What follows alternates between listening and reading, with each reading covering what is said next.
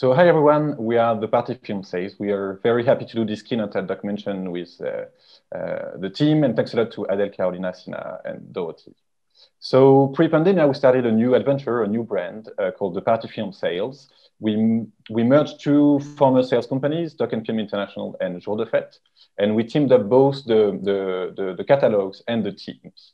And the idea is to keep both companies' DNA. So we are trying to build a line that is quite wide and demanding. And in terms of documentaries, we are trying to do a lot of theatrical documentaries, some dedicated TV docs that mainly have a 52 minutes version, and a new thing that are hybrid docs that both have a theatrical version and a TV version. So you're going to see a short teaser of what we are doing.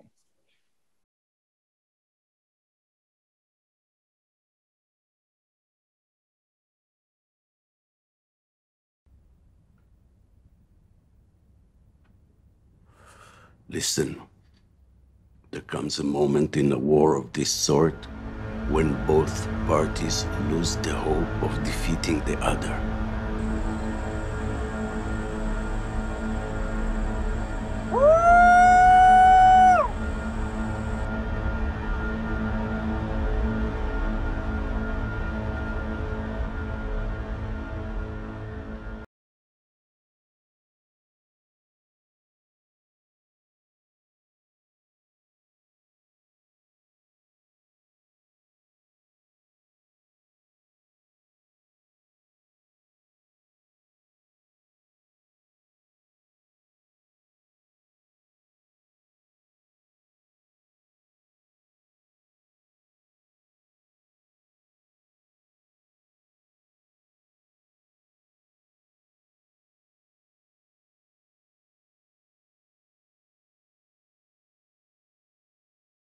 So what we have experienced last year is different outcomes for the different types of documentaries. As you can imagine, the theatrical documentaries it's been very difficult for them as the market was very, very slow.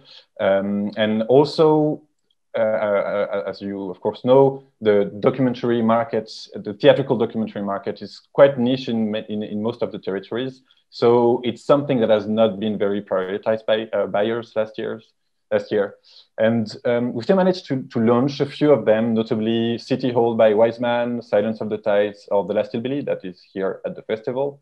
But they struggle to find their place in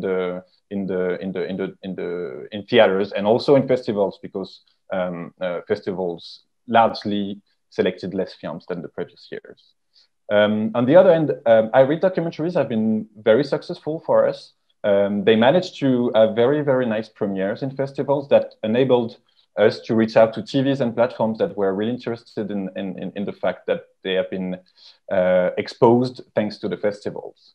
And surprisingly, those docs have also managed to find their way to theaters in some cases, because the theatrical distributors decided that they were able to take the risk of a theatrical distribution because they have the possibility to sell the shorter version to TVs and platforms. So we are really experiencing a shift in the market at a level, we think.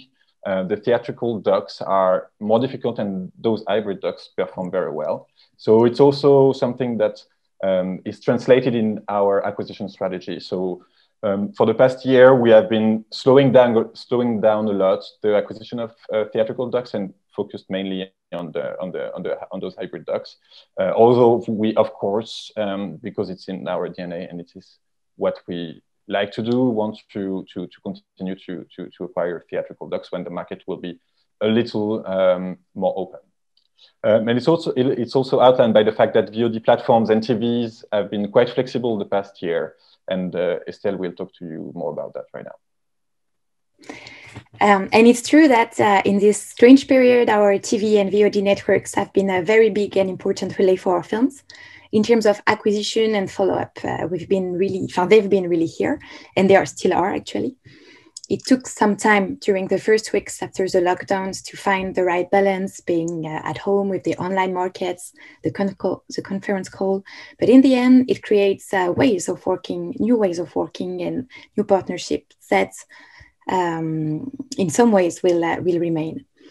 And strategically, we rethink our way to communicate with our buyers and our networks with more targeting communications, specific selection of films. We try to editorialize better also, showcasing this specific film or this specific thematics.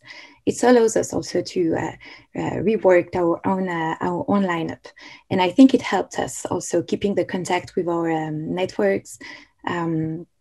And in the end, it have a very interesting perspective with the TV channels and the VOD.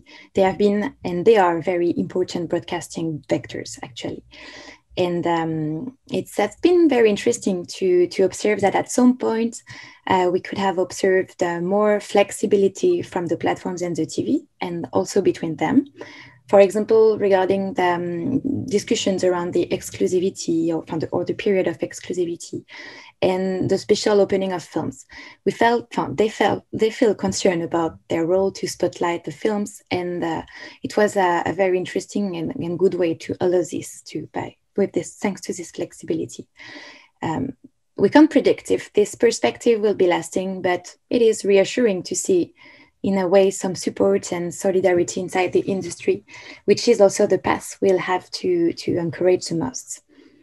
And talking about the VOD, we all see how fastly the VOD market increased.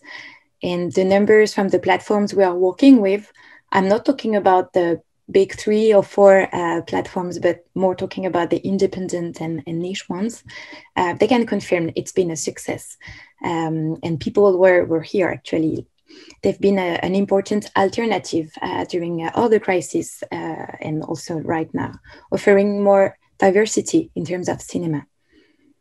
And I think it was easier for the catalog films, easier for the films which have already been presented in festival or theatrically released in some countries with a good career start in a way, because we need these places to give birth to the films. They are places for the meetings, for the debates, and where the press is also here, and they are making the films in a way. So for unknown films or the films that have not been really presented yet, going directly on VOD, it's very much difficult and also very challenging.